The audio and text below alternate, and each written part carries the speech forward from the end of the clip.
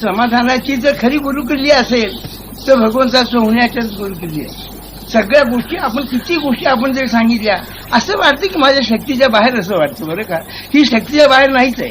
मनुष्या भगवंतांनी मला मूळशून जन्माला घातल्यानंतर माझ्या शक्तीतच ते असलं पाहिजे. भगवंत असं अडाणी नाहीये नाही का.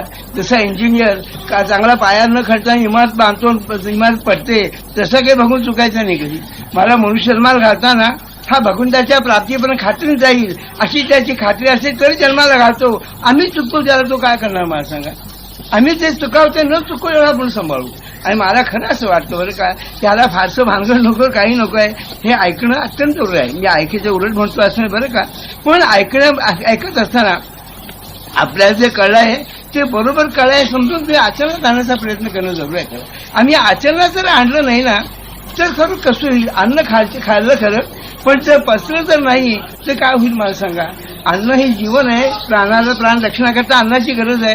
पण अन्न एक सारखं जर खात बसलं तर अजीर्ण होऊन मरेल नाही का. म्हणजे नुसतं ऐकणं आचरणात आणण्याशिवाय ऐकणं म्हणजे अजीर्ण होण्यासारखं आहे.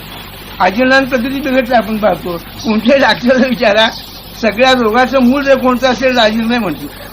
तेवढंच आपण न करूया. आणलं ते आचरणात आणण्याचा आपण अभ्यास करू.